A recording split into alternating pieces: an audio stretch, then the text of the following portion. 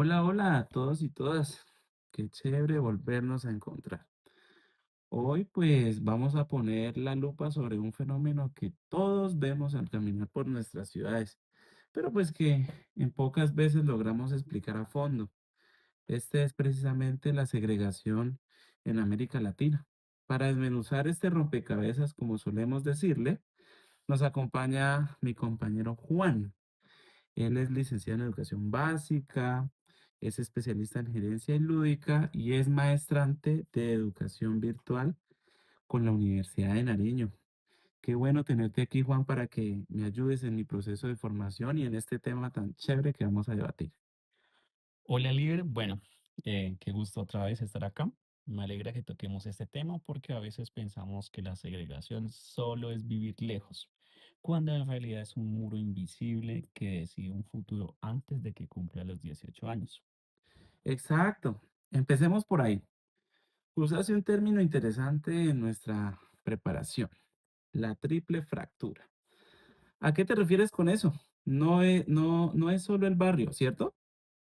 Bueno, es un tema complejo, amplio y grande que viene desde la historia. Para entender la segregación hoy, no basta con mirar el mapa de la ciudad, hay que mirar dimensiones, por ejemplo, la educación, el empleo y la calidad de vida. Si estas tres dimensiones están fracturadas, la sociedad se parte en pedazos. Pero entonces, mira, la segregación puede ser social, económica, espacial, racial, educativa. Pero hoy Ajá. nos interesa mucho la educativa. También hablamos hoy de una sociedad que hay una segregación digital. ¿Por Ujú. qué? Porque algunos tienen acceso a lo que hoy estamos viendo, al boom de la tecnología, de todo este campo. Pero mira que también tenemos que tener diferencia entre diversidad y desigualdad. Ajá. Pero te voy a decir aquí algo, es que la segregación eh, es historia o viene desde la época de la colonia. Interesante, Y Juan. esto se ha ido manifestando a través de todos estos años. Hoy, por ejemplo, hablamos de la segregación en los barrios cerrados, por ejemplo, los conjuntos, los condominios, Ujú. el transporte, la educación, otra vez, mira, la educación y las oportunidades laborales. Nosotros como docentes vemos mucho este tema de la segregación. Ujú. Los colegios públicos, los colegios privados, las universidades públicas, las universidades privadas, y muchas veces entran en choque, pero hay que entender cuál es el papel de la segregación y por qué se está dando. Ok. Por ejemplo, en este caso, Ernesto Ábala en sus estudios jóvenes y empleo nos da una bofetada de realidad. Él dice que América Latina ha creado un sistema de segmentación educativa. Por eso te decía que hoy vamos a hablar más del tema educativo. Es decir, no todos reciben la misma caja de herramientas. Unos reciben herramientas de oro y otros reciben herramientas oxidadas. ¿Qué quiere decir esto? Si nos vamos al campo de la educación, algunos chicos, algunas instituciones les brindan todas las herramientas Ujú. o la sociedad, Ujú. dependiendo de donde esté.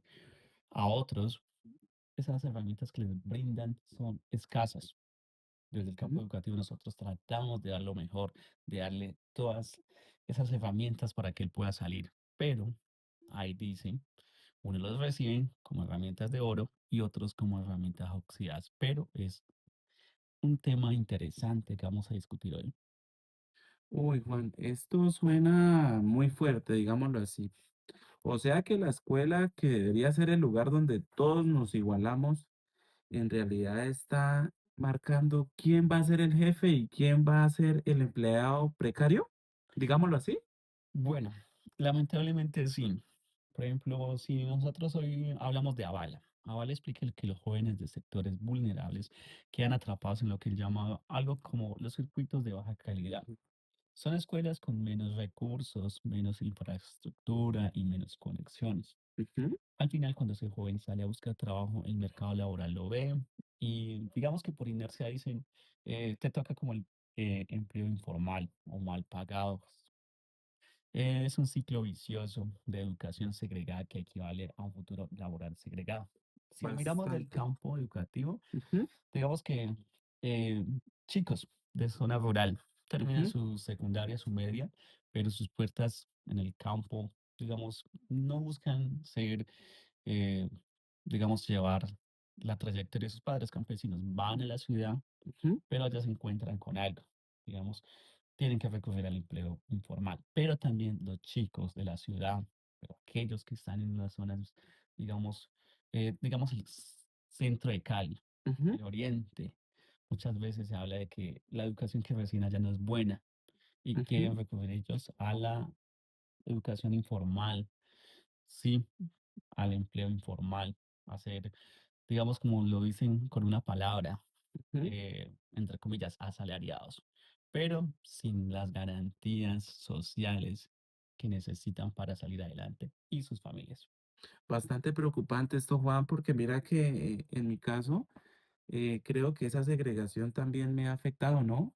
En el recorte, por ejemplo, de mis oportunidades. Mucha gente suele cuestionar a los jóvenes de nuestra era del por qué no estamos profesionalizándonos o del por qué no buscamos mejores oportunidades, pero es que realmente esas oportunidades están escasas y creo que no solamente esta realidad es atravesada por Colombia, sino por muchos otros países que pues realmente tienen estas situaciones, ¿no? Estos fenómenos y que muchas veces afectan el transcurrir pues normal de la educación en nuestras eras modernas, por así decirlo. Esto me conecta con algo que leí de López Hernández. Ella habla de la pobreza no como algo que te pasa, Juan, sino como un nudo casi imposible de desatar en muchas de las veces, un nudo gordiano. ¿Cómo se amarra la pobreza con este diseño de nuestras ciudades? Bueno, Oliver, eh, López Hernández es brillante porque nos quita esa venda de los ojos. Ajá, Ella dice, la pobreza no es solo que no tengas dinero en la billetera hoy, es algo demográfico y estructural. ¿Qué quiere decir esto? Mira, para aterrizarlo con ejemplos muy concretos, y aquí a tema educativo, nosotros que somos pedagogos, para ujú, hablar de la segregación sin sonar así, podemos decir que cuando ella dice la pobreza no es solo tener plata en la billetera, nos está diciendo que no es cuestión de mala suerte de un día, sino de cómo está organizada la sociedad a nuestro alrededor.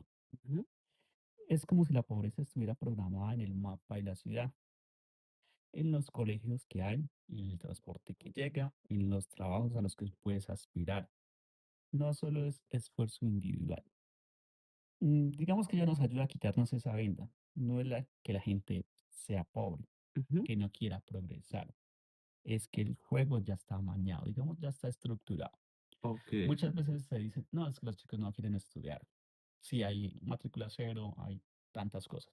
Pero si un chico a veces quiere estudiar, ingresar a la universidad, pero también tiene que mantener a su familia, coloca exacto. esa balanza. Ujú, La segregación no es que solo haya barrios pobres y ricos. ujú, A veces la segregación es silenciosa. Nadie dice, tú no puedes entrar, pero los precios, las distancias, las faltas de ruta y el miedo y los prejuicios hacen ese trabajo. Digamos que la segregación hoy está marcada mucho por lo que son los imaginarios ujú. sociales. Se han creado.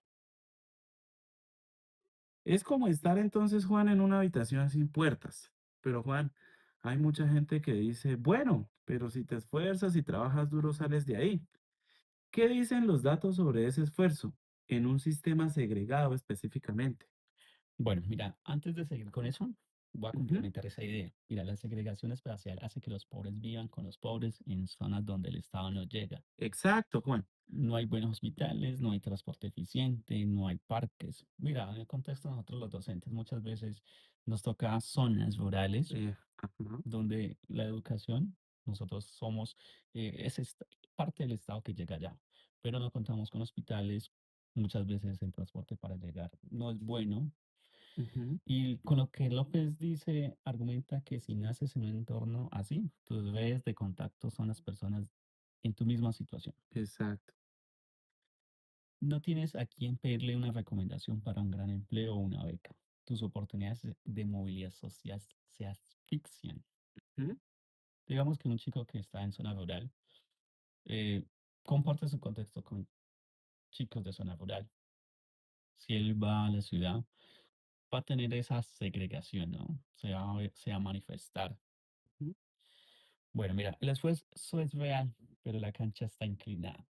Según, sigamos las ideas de López, muestra que Ujú, las cargas demográficas, familias más numerosas en zonas con menos recursos y la falta de acceso a los servicios básicos hacen que el punto de partida de un joven en la periferia esté a kilómetros atrás de un joven de clase alta. Hablamos hoy acá en el contexto colombiano, estrato 6. ujú. No es una competencia justa. La segregación es esencialmente una trampa de pobreza geográfica. Juan, es más o menos lo que ocurre, por ejemplo, en nuestro contexto político. En este momento tenemos una fórmula vicepresidencial que es de una comunidad indígena, Juan. ¿Qué podemos aportar mediante esta explicación a esa realidad de segregación política?